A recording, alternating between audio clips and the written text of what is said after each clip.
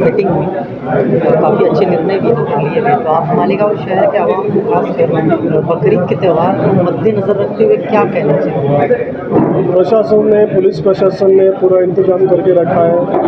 हमारा जो पुलिस का तादाद है वो बहुत काफ़ी संख्या में हम लोग बढ़ाएंगे। इसमें एसआरपी प्लाटून से लेके होमगार्ड्स और इसकी तादाद बढ़ेगी। प्रशासन को जो है, आपने सुना होगा, कॉरपोरेशन है, महसूल प्रशासन है और इरिगेशन है, उन सबको पुलिस के तरफ से इंटीमेशन दिया गया है और वो भी अच्छा काम करेंगे। उन्होंने भी बताया कि हम लोग बकरीद और एकादशी, ये दोनों जो त्यौहार है हिंदू और मुस्लिम के, वो अच्छे तरीके से उसको हम लोग अच्छे तरीके से उसको मनाने की कोशिश करेंगे और पुलिस प्रशासन उसमें पूरा सहयोग देगी। उसको पुलिस प्रशासन को सहयोग देने के लिए बाकी प्रशासन ने भी हमको आश्वासन दिया।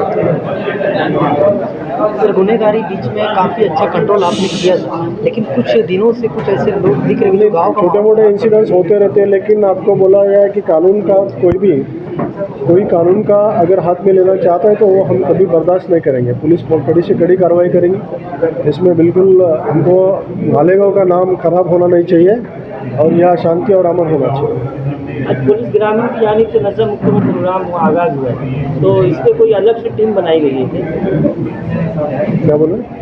नशा मुक्त जो आज आगाज हुआ है, नशा मुक्ति के लिए तो हमारा वो मिशन है। ज़्यादा से ज़्यादा उसका हम लोग समाज के माध्यम से अच्छी तरीके से उसकी अमलबजावनी होने के लिए कोशिश करेंगे और इसमें स्पेशल टीम्स भी हैं और हमारे पुलिस स्टेशन के ऑफिसर हैं, वो भी सहभागी हैं।